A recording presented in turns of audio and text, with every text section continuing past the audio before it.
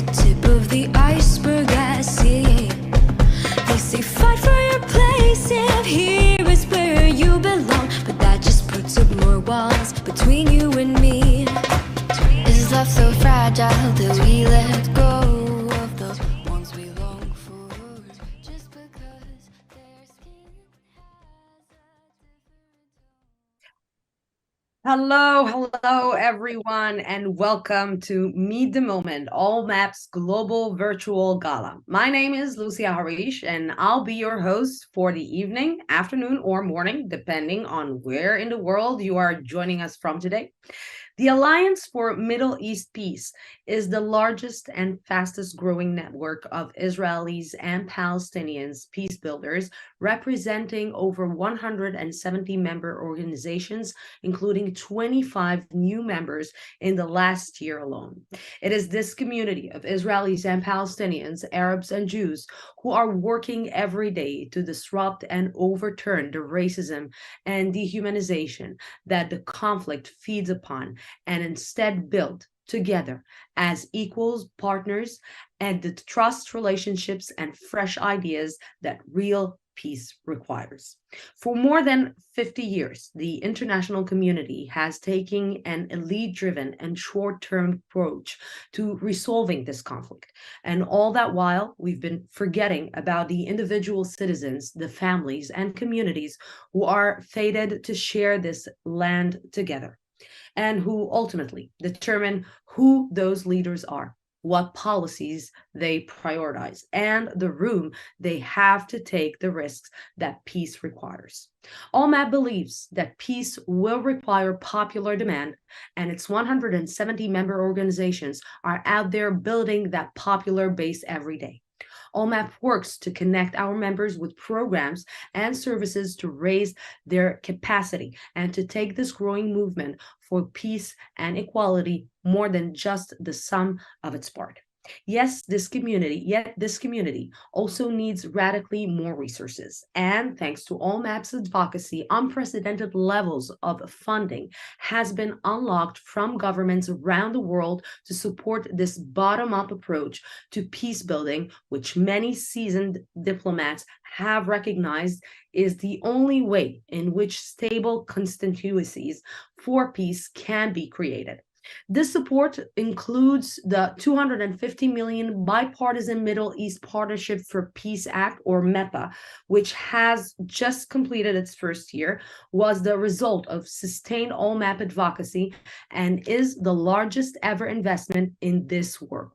ALLMEP has been working with the U.S. and with governments all around the world to leverage this U.S. investment to encourage our government to invest through a game-changing international fund for Israeli-Palestinian peace. I am honored to host this gala tonight and to support ALLMEP. I am an alumni and member of this very same community, with my future and that of my family, like every Israeli and Palestinian, shaped by the success or failure of efforts to bring both peoples together. Tonight, you'll hear more about ALLMEP's program, projects, and achievements, as well as our vision for a peaceful and just reality for both Israelis and Palestinians. As a reminder, all of the proceeds from tonight will go directly to supporting ALLMEP, who do not receive any of the funding that their advocacy unlocks for the peace-building field, depending instead entirely on private philanthropy to do this work. Ahead of this gala, ALLMEP has raised $150,000, which we are hoping to match with another $150,000 by the end of tonight. I'll be checking in with you on the tally throughout the evening, and to donate, just use the QR code that you're seeing right now on your screens, or visit www.allmep.org/donate. And now I give the floor to those who are at the heart of ALLMEP's work, the member organizations. Hi, I'm Hilal Ahar from Tech to Peace. I'm Robbie Damlin from the Parent Circle Families Forum. And I'm Ronit Zimmer, and I'm from Project Rosanna. ALLMEP means to me a network of partners. A mouthpiece for peace in our region. A place where I can meet like-minded people in difficult times. A wonderful management support system. An invaluable source of good advice. ALLMEP serves as a model for genuine Israeli-Palestinian relationships. ALLMEP has helped us in capacity building, in fundraising, in mapping. With our submission for MEPA funding. Supported us to meet members of Congress and the Senate. Partnerships, management support in so many ways. ALLMEP is important to us because it creates a unified voice for peace. And professionalizing the field of peace building. For respectful conversation. ALLMEP's Peacebuilding Conference brought the field together. It provided super helpful insights for MEPA funding. A remarkable place to network. Without ALLMEP, our impact just wouldn't be as strong. We wouldn't be able to engage with governments. We wouldn't reach as many people as we do. There would be no room for peacemakers to meet. We wouldn't have access to partners on the other side of the border. Thank you, ALLMEP. Thank you, ALLMEP. Thank you.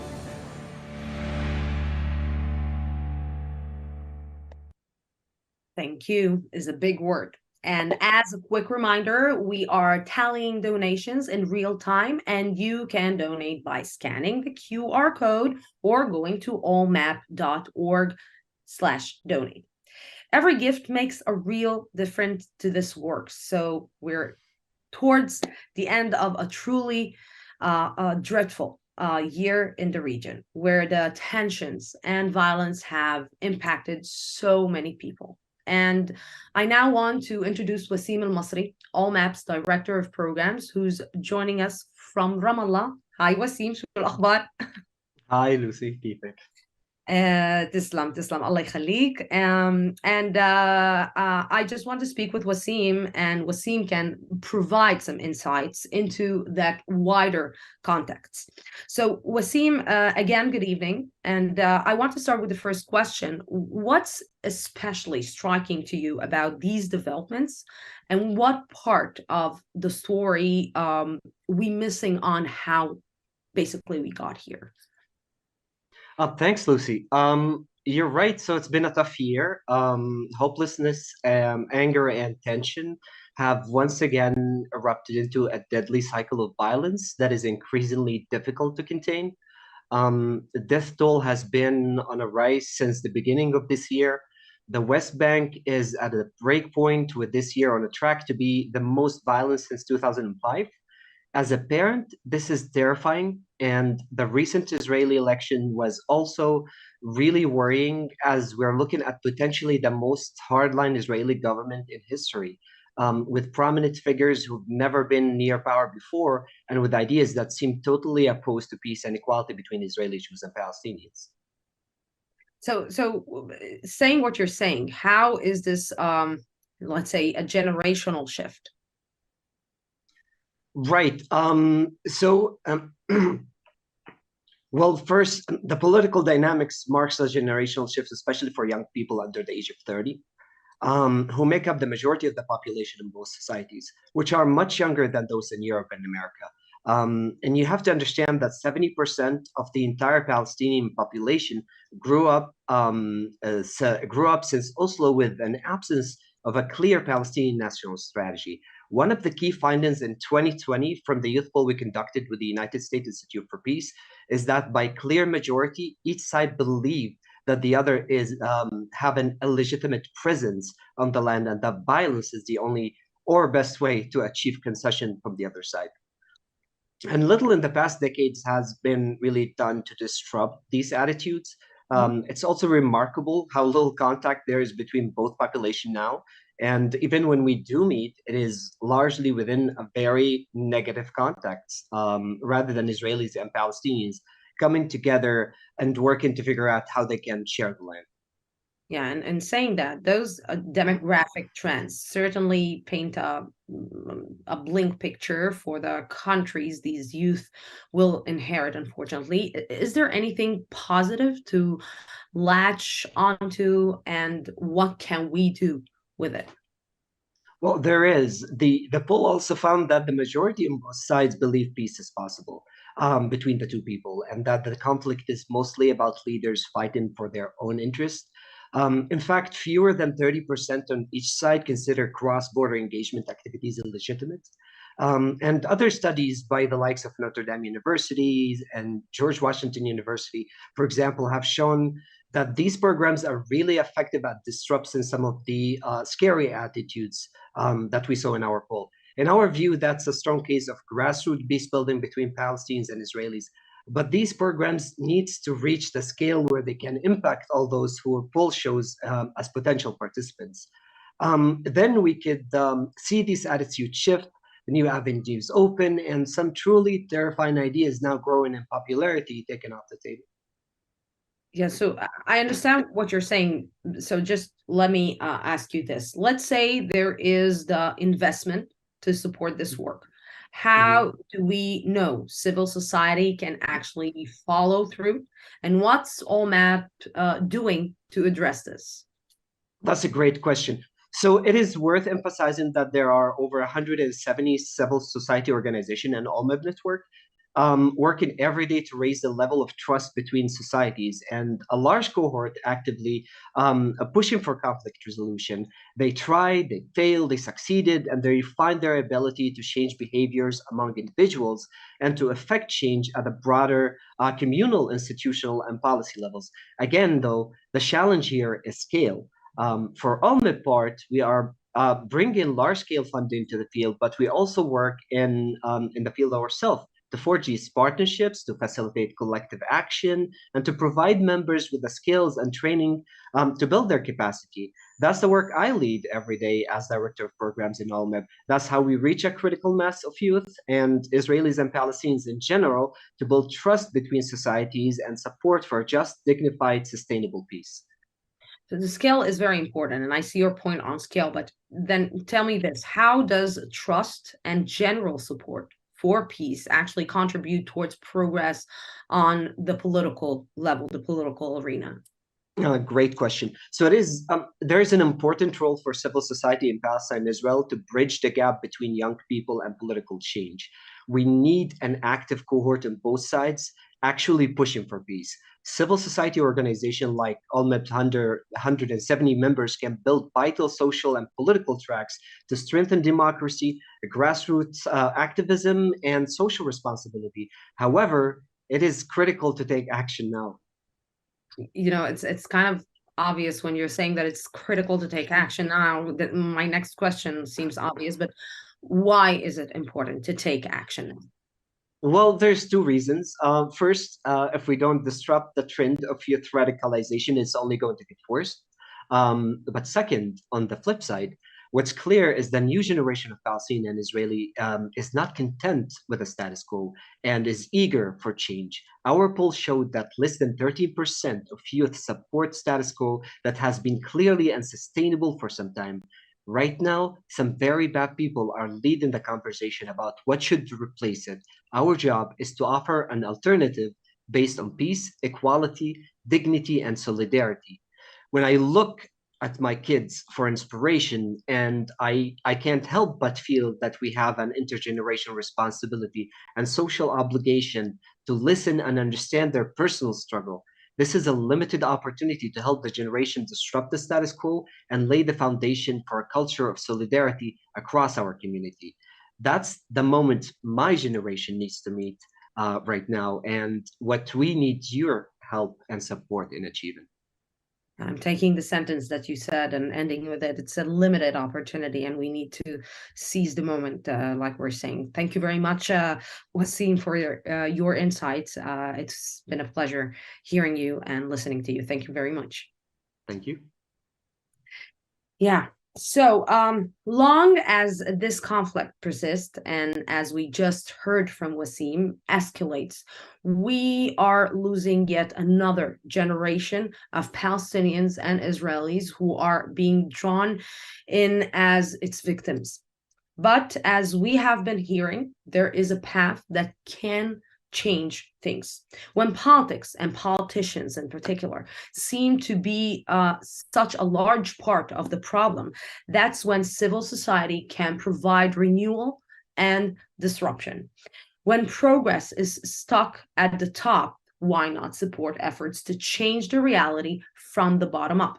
I'm going to hand over to Naveen Sanduka, ALLMEP's regional chief of the staff, who is joined by some of ALLMEP's amazing member organizations doing this work every day and showing what's possible when Palestinians and Israelis work together as partners in an effort to transform this reality. My name is Naveen Sanduka, and I'm the Regional Chief of Staff at ALLMEP. Here in Palestine and Israel, we see firsthand the impact of grassroots peace building through our member organizations' work. Together, these efforts of our network build trust between societies and work towards raising informed and empathetic citizens who actively support an end to the conflict with the other side. Joining me today are three member organizations: Mr. Mohammed Deraouche from Givat Haviva Center, Mr. Bashar Shawa from the Eco Peace Palestine, and Ms. Leah Beinhacker from Hand in Hand. Thank you so much for joining us today. So first of all, we'd like to understand a little bit more. What does grassroots peace building mean to you? Maybe I can start with you, Mr. Muhammad. Yes. First of all, grassroots work means trying to find the right individuals that need to be engaged in leadership training in order to be peace activists, to meet with the peers from the other side so that they understand that the other is a human being. He's not just an enemy. He's not just a political case. He's not just a security case, but someone with whom you can build a common future. Ms. Leah? So grassroots organizing at Hand in Hand looks like Jewish and Palestinian students coming together in schools from preschool all the way through high school, learning together in shared classrooms, learning one another's history, culture, narrative, language, growing together and bringing along their families in community organizing and making change from the bottom up. Amazing. And last but not least, Bashar. Hi, Yin, and thank you. As environmental peacebuilding regional organization, which is working mainly in Palestine, Israel, and Jordan, we focus on all our tracks and projects, regardless it's an educational background, green entrepreneurship, young professional targeting projects. EcoPeace mainly focused at the grassroots level as a changing point, and for sure the policy making is a changing factor here. But if we don't work on grassroots level, I think the change will not be effective. But can you tell us a little bit more? How can grassroots peace building disrupt this bleak status quo and change reality towards peace and equality, especially for the new generation? So the status quo gets disrupted when you do something that's really, really different. And in our schools, we bring together Jewish students and Palestinian students. In our schools, the students come together in a shared classroom. And then when something is happening outside of their schools, these students have a reference point for who the other is. It's no longer something that's really so remote. It's a peer, it's a friend, and that disrupts the status quo. Amazing. Thank you for sharing. Hamad, do you want to add to that maybe about your view? Yes. I mean, we do a lot of programs of cross-sector teachers programs where we place Jewish teachers in Arab schools and Arab teachers in Jewish schools. They talk about the problems, the issues, the conflictual issues that allow the elephant into the room and someone that they can develop mutual interests with. And I think that's probably the most important part, where you get out of the cycle, the vicious cycle of violence, which seems to be a deadlock. And here we show that it's not a deadlock. You can develop a personal empathy to each other, you can engage in dialogue with each other, and you can develop mutual interests together. How do you measure your success? You know, in one of our programs, the cross-sector teachers program, we know, for example, from measurement that for 93% of the kids that we work with, this is their first and only meaningful encounter with the other. And for 68% of them, this changes their perspective from negative to positive about the other. And now the question is, to how many more people do we present to this experience? So it's not just few thousands or few tens of thousands, but hundreds and millions of participants, and to make sure that this impact lasts for much, much longer time. And my question next would be, how do we actually achieve policy changes as well? A grassroots movement for change can be so powerful. It can bring policy changes in its wake. You know, our elected officials can see what people are demanding, what people are wanting. And we see this around the world, that social movements can cause policy changes. We can also be sharing our work, as we are, our organizations, with policy leaders, letting them come and see the value of this work, why it's so important, what role they can play as elected officials, and lobbying for them to adopt it and expand it. What do you feel that the peace building field is missing? Bashar? Political will, I think it's one of the main challenges we face, and we need to change the political will of all parties of the conflict. Whatever we will do, it won't be felt at the short term. It will for sure needs long-term impact. Leah? I think what we need is scale. We need to be able to reach a tipping point.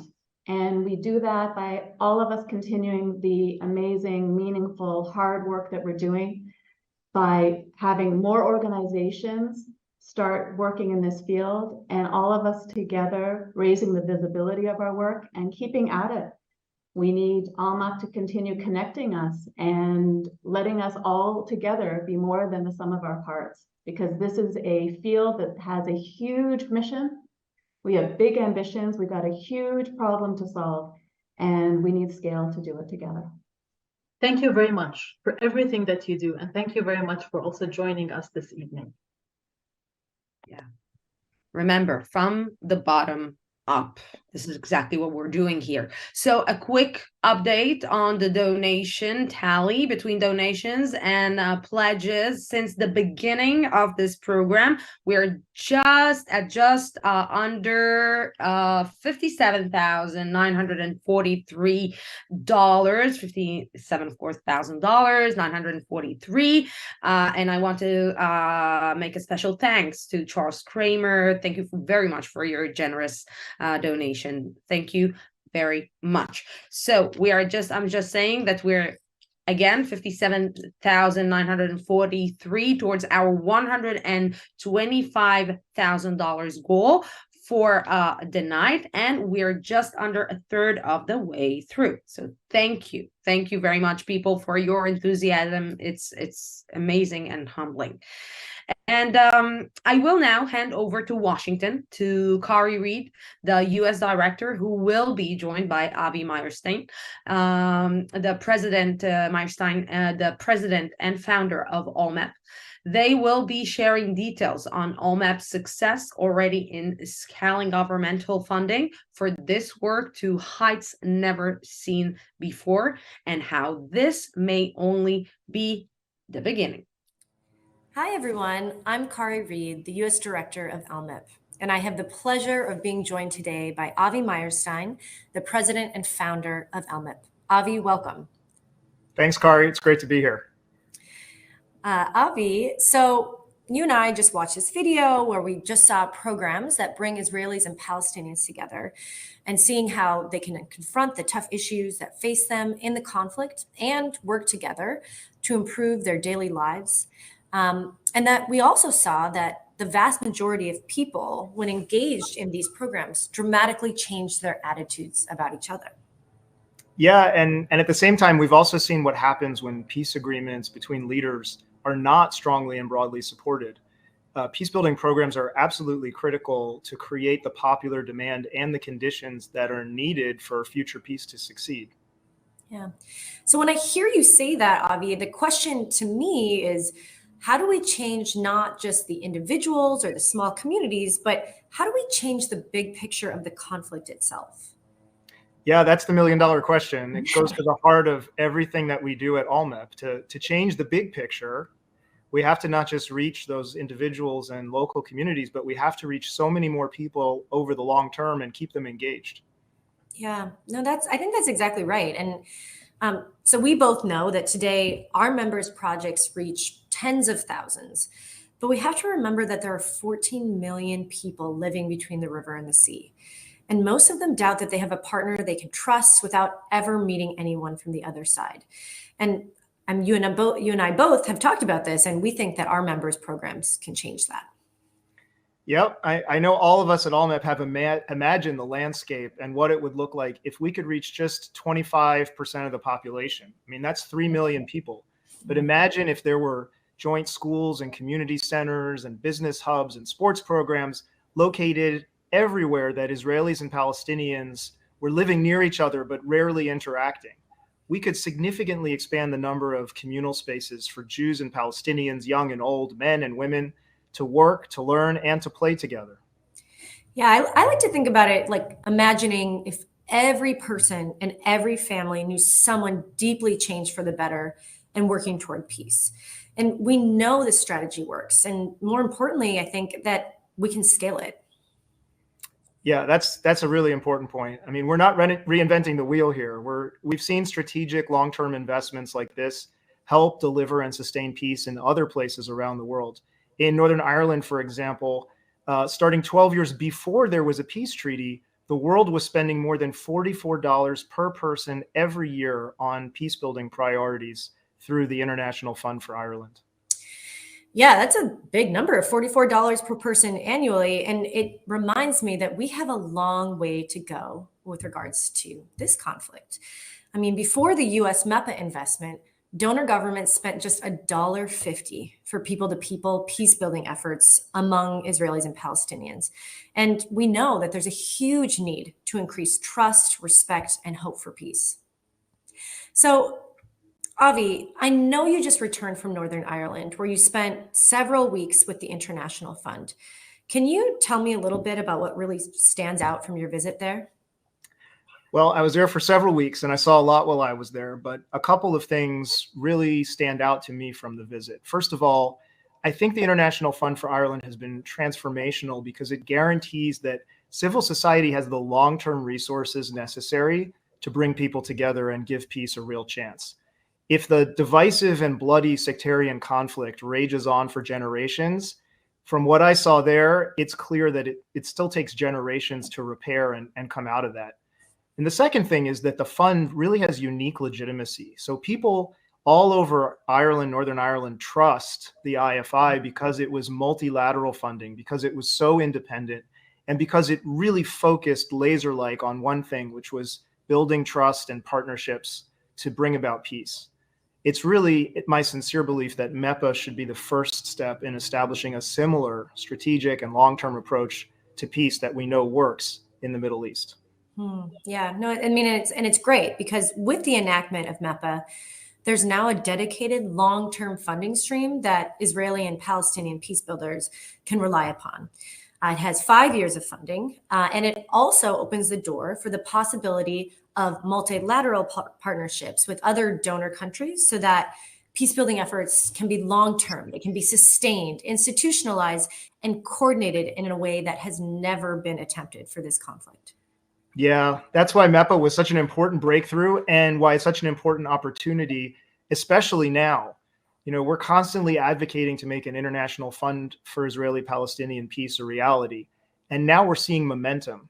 For instance, at the G7 conference earlier this year, 8 world leaders sat around face-to-face at a small table, and one of them proposed working to create this international fund that we've put on the table.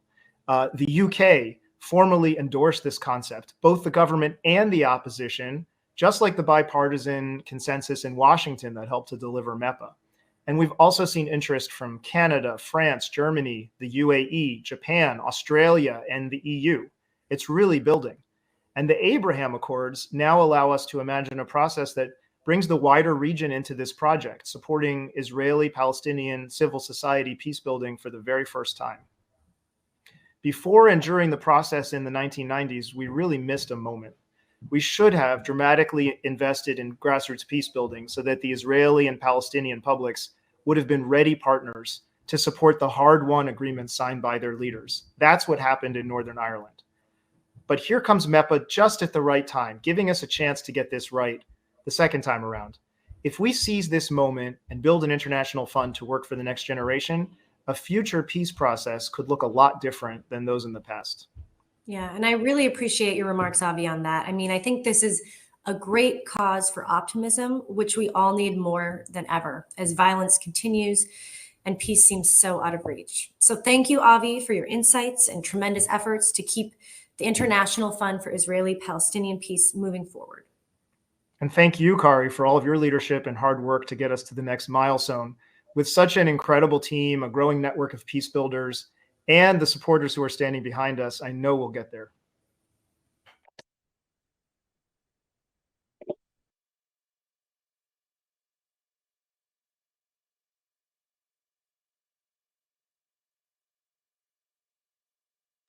I'm sorry. Here we back again. Zoom meetings, all of us, usually we're muting ourselves. So again, I will say again, thank you to Kari Reed and Avi Meyerstein for their words and their work.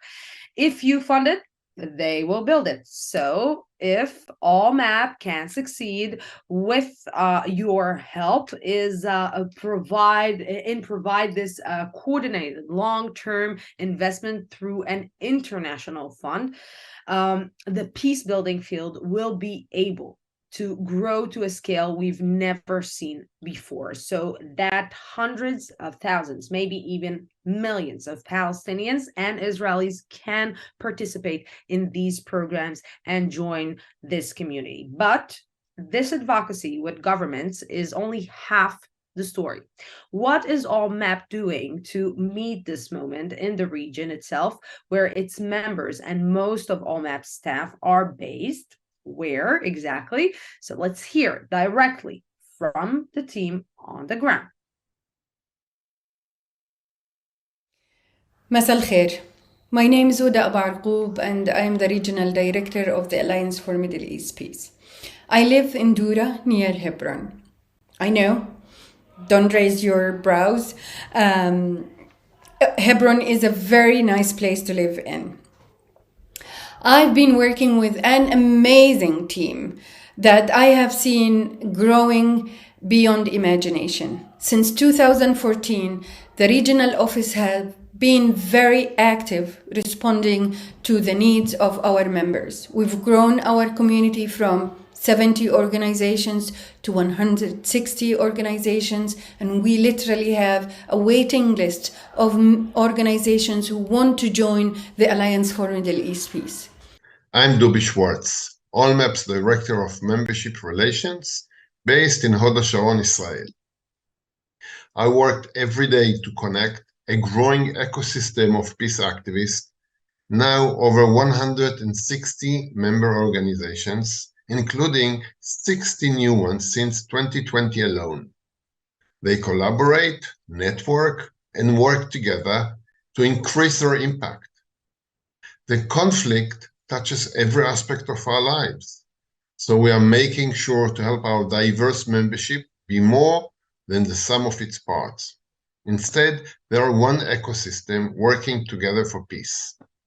We recently hosted a members' meeting with 60 organizations in attendance to discuss and get insights on MEPA's first year and learn on new funding opportunities in 2023.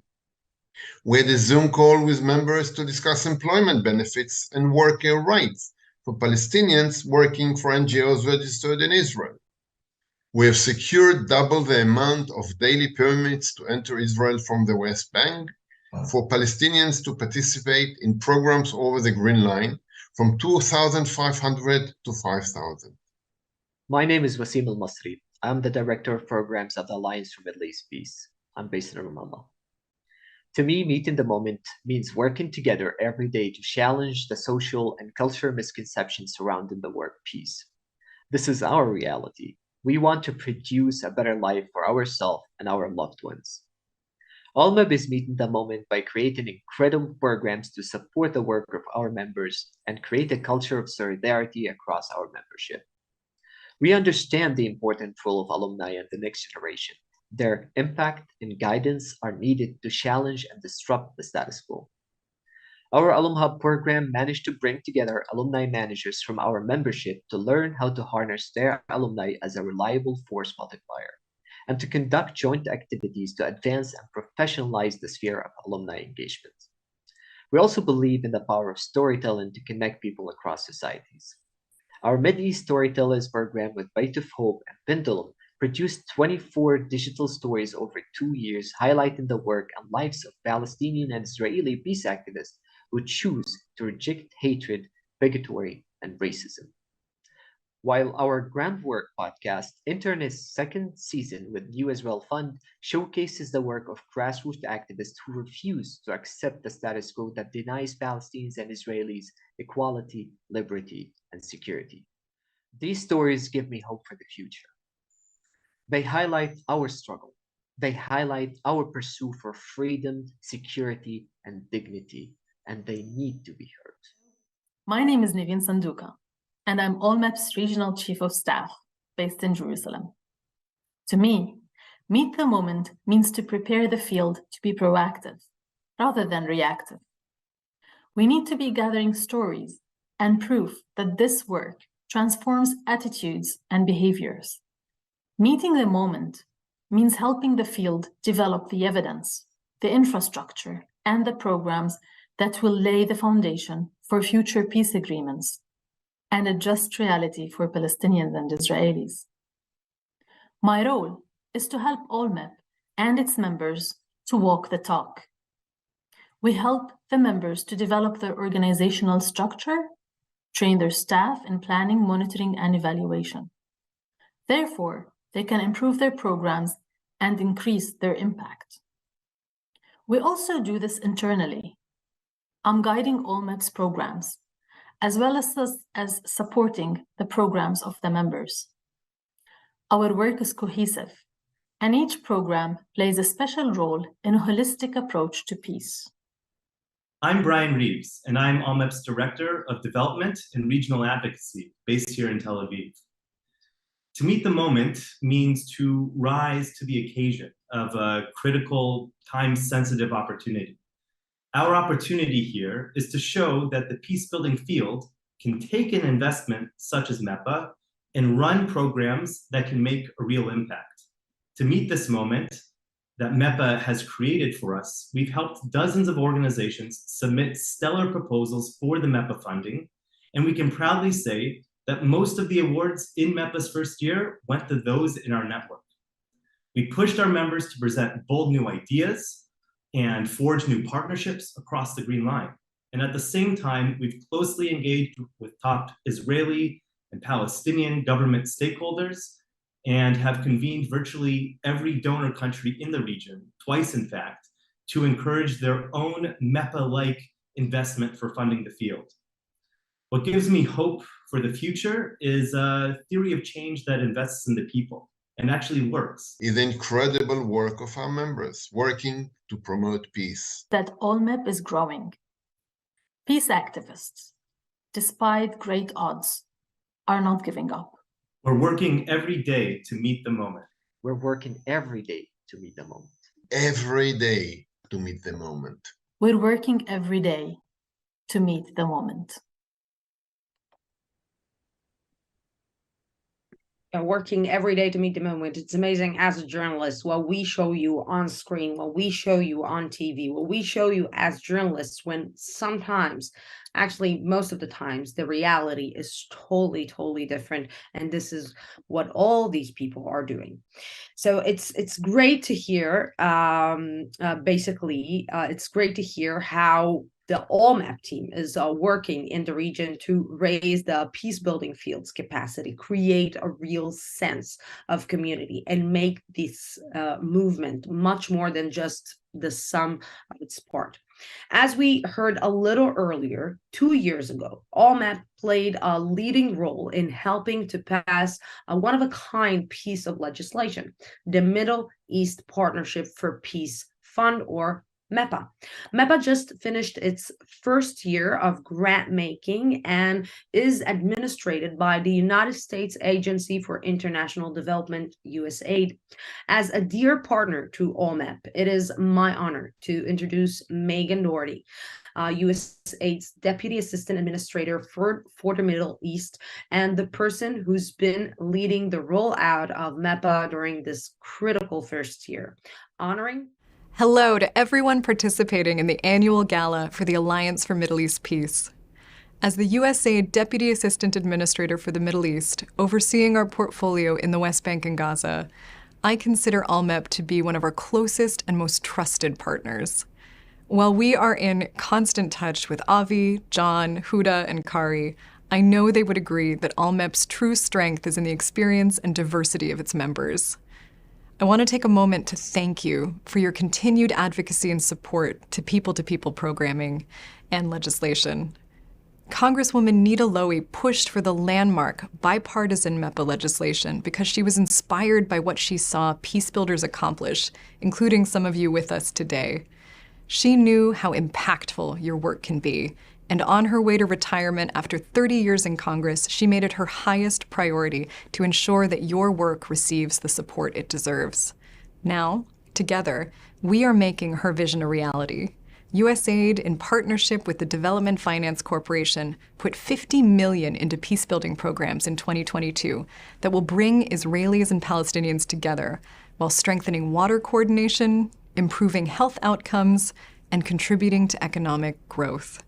At the same time, we know that more resources for peacebuilders means a greater chance at peace.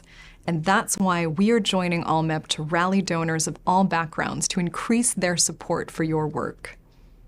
We are proud of what we accomplished in this first full year of MEPA programming, but we also know there is room to grow. Next year, we will focus more of our efforts on smaller organizations, and we will do everything we can to make it easier to work with USAID. We do this because we know you are the experts and that we will only be successful in this work if a variety of partners with diverse perspectives have a seat at the table. In a conflict that often feels it is moving in the wrong direction, MEPA and the work of ALLMEP and its members is a reason for hope. So as you use this annual gala to reflect on shared challenges, I hope you will also consider all that you have achieved and all that we will be able to achieve together with the new resources and the enthusiasm that MEPA brings. Thank you very much for all that you do in the name of peace, and enjoy the rest of this gala.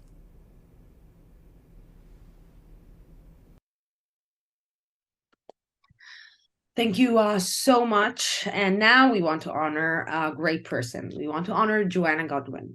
Great, of course, to hear from Administrator Doherty, and to know that she and the entire team at USAID are working day in and day out to ensure MEPA can fulfill its full potential. And like I said, we now have the pleasure of hearing from one person in particular whose generous support and leadership has brought ALLMEP from its very earliest startup days to where it is now, Joanna Goodwin. None of the money ALLMEP helps to unlock from governments around the world goes to ALLMEP. Instead, this team relies entirely on the generosity of family foundations and individual donors like Joanna and like you in order to do this work. We are delighted to honor Joanna, who stood down in September after many years of service on ALLMEP's board for all that she's done to build and sustain this movement. And I'm going to leave it to Huda to introduce her. And now it's the moment that I've been waiting for some time. And it's the moment where ALLMEP is giving back to one of the most generous women in her support for ALLMEP Regional Office and ALLMEP International, Joanna Goodwin. She is tonight the recipient of our 2022 Gala Honoree. She is a woman who has done so much for ALLMEP, and she is a woman that has changed the lives of many Palestinian and Israeli peace builders. Joanna Goodwin. Thank you, Huda, for your kind introduction. And I want to say a few words about you too, my friend. From the moment I first met you, I saw the star leader in the making. And when you joined the ALLMEP team as the director of our first ever regional Middle East office, I knew that you had the potential to build something that was going to change the world. And over these last 10 plus years, I've watched ALLMEP change the world. And with you coming on board, I've watched you change the world. So thank you for everything you do for ALLMEP, for the women of the Middle East. So I want to say a few words about how delighted I am to be the 2022 ALLMEP Gala Honoree. I have believed in Avi and his vision from day one. When I joined the board, I knew that I was aligning myself with something important for the future of Middle East peace. Why? I was already involved on the political side through J Street, but I saw through my own philanthropic work that it was the people-to-people peace that was going to round out the circle. Without it, we would never have a sustainable peace. Negotiators and politicians can come to any agreement that they want, but it's the people who have to live it, who have to be willing to sustain it. And in a land where the other rarely intersects, it is so important to have opportunities to bring people together. And all the organizations that are ALLMEP members are just those kind of organizations which foster cooperation, understanding. They put stereotypes to rest because reality takes the place of imagination, and people are meeting each other and working with each other and struggling together and learning each other's narrative in a way that they never learn it unless they're exposed to each other. So I feel that all the work that ALLMEP has been striving to support is the future, especially in 2022, when we have such broken political systems, whether we're talking about the US or we're talking about the Middle East and Israel in particular. Strange alliances are being made that stall progress, that are more interested in the aggrandizement and the political futures of certain individuals rather than the people who they are supposed to be governing. As my father, my mentor, always said, if the people will lead, the leaders will follow. Well, ALLMEP is supporting organizations that are building a cadre of people who are not only becoming future leaders, they are leaders, and they are going to change the calculus in the Middle East because they are committed and they understand the importance of cooperation, of teamwork, of building a society where peace is eventually a possibility. When I was a young mother and my children were in elementary school, my father called me one day and said, I am supporting a community in Israel called Neve Shalom Lahat Salam. It means the oasis of peace. It is the only intentional community in Israel where Arabs and Jews willingly, voluntarily, excitedly live together, govern together, educate their children together in a bilingual school. He said, this is the future, and I'd like you to help me raise money for this community. He said, I know a young filmmaker who's studying at UCLA, and I think you two should partner together and raise money for the community. So my father introduced me to Hani Elias when I lived in Los Angeles, and together we built a community of support for the American Friends. This was my first introduction to the possibility that Arabs and Israelis could see a joint future. This was actually in the heyday of the Oslo Accords. This was when hope was on the horizon that progress was possible. Well, we know what's happened in the last 25 years, and hope is more distant now than ever, except for ALLMEP. If you look at polling that's been done and realize that over 60% of Israelis and Palestinians under the age of 30 think that the other side is still trying to destroy their society and culture, we know there's a lot of work to be done to introduce each other to the other in a meaningful way. And that is what the organizations that belong to ALLMEP do. And that is why I support ALLMEP with my heart and my soul. As I've told everybody, I am a lifer. You can't get rid of me. I may no longer be serving on the board, but I believe that in this world of fractured politics, that there is no stopping people and their will to make a better world. And we want to do everything to facilitate investment in the work these people are doing. From the earliest days when we worked to support a $10 million a year USAID grant to people groups in the region, we've now grown to $250 million over 5 years with the new bipartisan, congressionally supported plan to facilitate the peacebuilders of the Middle East. And we're not stopping there. The vision is to build an international fund. And I say, I'm all in. Let's go. Let's get $250 million a year pumped into this region.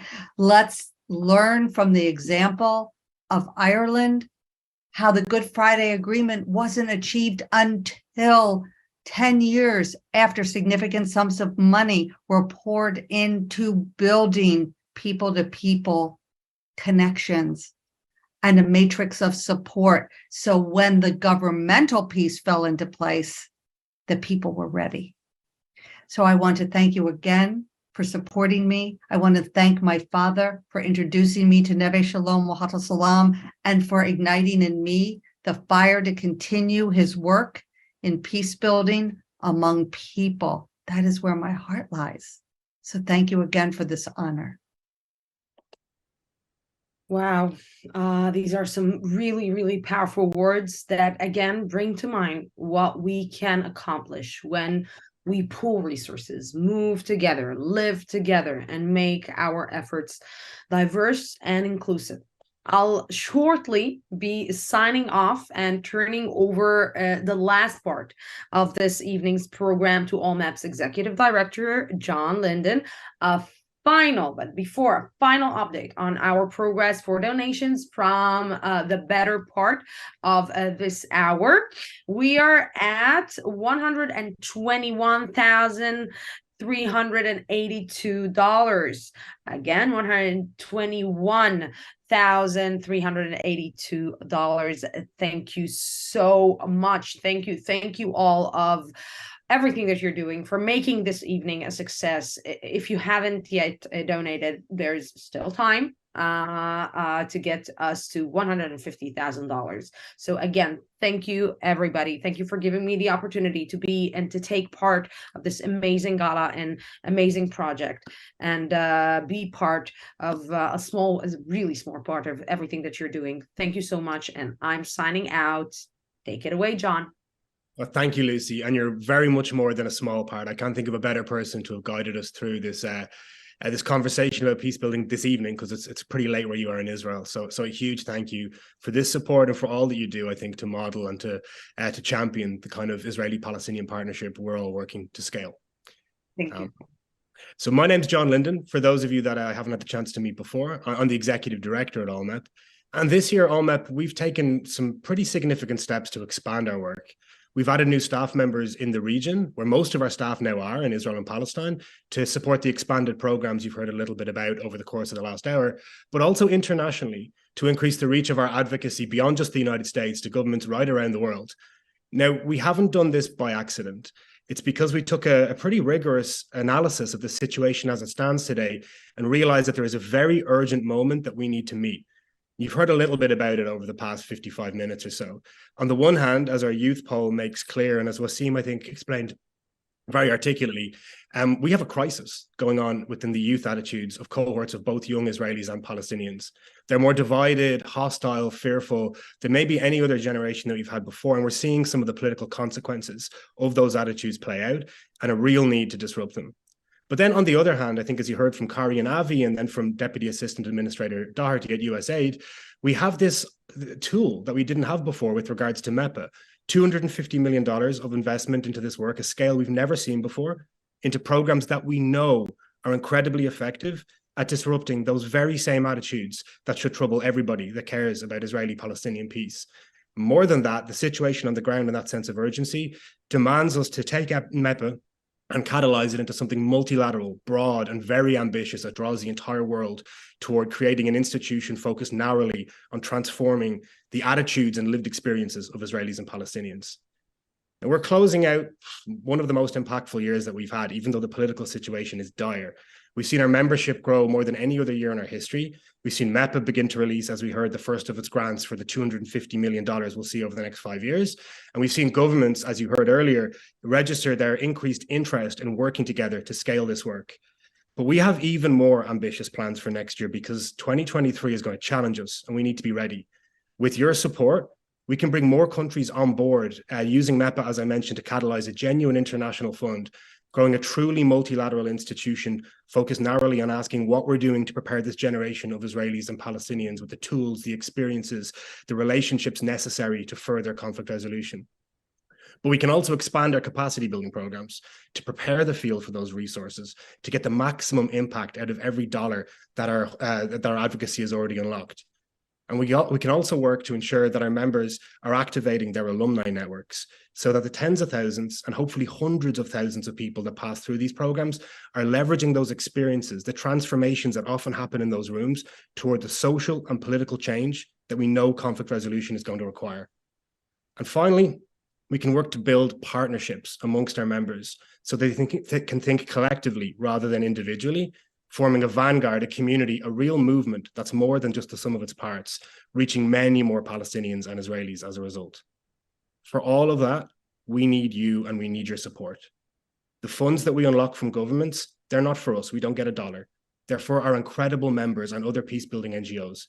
To do this work internationally and in the region, we need your support. We need concerned and committed individuals right around the world to weigh in behind us in this community.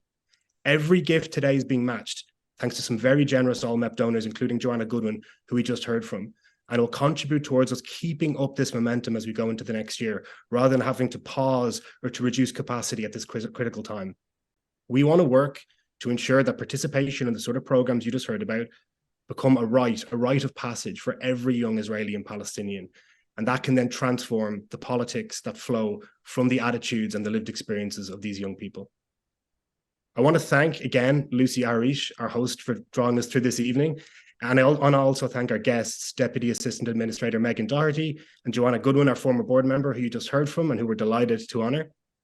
And I want to thank, most importantly, perhaps, our staff. The ALLMEP team have been working so hard this year against incredible headwinds and done the most amazing work to be able to further the ambitions of our field and really bring the members together, as well as our board of directors in the United States, in Europe, and the Middle East for supporting us in all that work. Especially recognizing our new incoming chair, Annie Spar, who's hosting right now a watch party of this gala in Los Angeles, and Charles Kramer, who's hosting one right now in San Francisco. Thank you, Annie, and thank you, Charles. And I also want to acknowledge and thank outgoing chair, Josh Thomas, who's been the most incredible mentor and champion and ally for all of us at ALLMEP and for the wider field, and who we're delighted will be staying involved in a leadership position at ALLMEP's board after he stands down. And a big thank you finally to you. For those of you that are given tonight, I can't tell you how big a difference this is going to make as we go into the year ahead. Even if you haven't been able to donate, if you can introduce this work to friends, family, colleagues, and spread the word about the fact that there's a plan, that hope isn't just based upon naivety, it's based upon a plan that can scale, that is demonstrated to have impact, and that with your support can reach heights we've never seen before at a moment that's never been more critical. 2023 is going to be throwing at us a lot of challenges, but also some opportunities. And with this community, both in the region, but you internationally, we can make a real difference.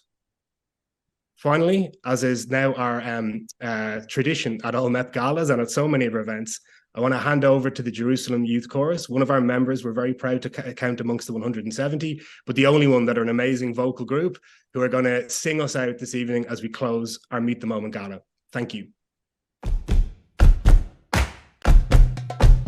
We cage ourselves with walls and stones, leaving nothing but hate for those to come. Look into my eyes and see my soul. For me and you, together we grow. It's not my place to say who was right or wrong when it's the tip of the iceberg I see. They say fight for your place, and here is where you belong, but that just puts up more walls between you and me. Is love so fragile that we let go of the ones we long for, just because their skin has a different tone, or their hometown is not one of our own? We cage ourselves with walls and stones. It's the tip of the iceberg I see.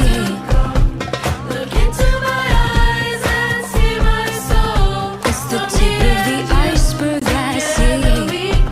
תנסה להישאר בין המחלה אתמול, לדבר אהבה עד שיחלוף הכל, כי שנאת החינם מרחיקה לבבות, ולא יישאר לנו מקום טוב לחיות. איך בשנייה של צרה הכל לפתע עולה, הידיים נחלקות והלב מתמלא. אך כשחוזרים למסלול, חוזרים שנית לשגרה, המדרכה מתלכלכת ונשארת לבדה.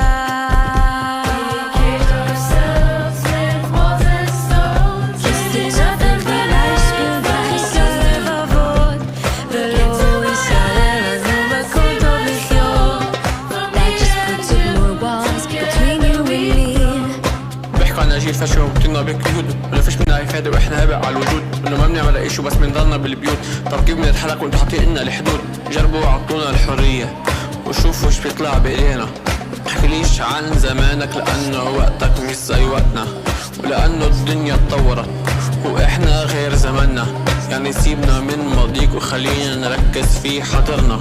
قدامي مستقبل طويل ابنيه لحالي، بس بدنا ناكل وسط وسعر الوسط غالي. ما تقولي شوف لك شغله يكون في اشغال كتير، وما لفيت كل الدنيا ونهلاك من التدوير. Who do we protect when we hate our neighbors? Who do we help when we don't assist the labors? Jehu isn't perfect, nor is the Middle East, but with love and respect we can get a little peace. I'll do my best, but I can't do it alone. Gotta work together, let our love be shown. جربوا عطونا الحرية وشوفوا ايش بيطلع بايدينا.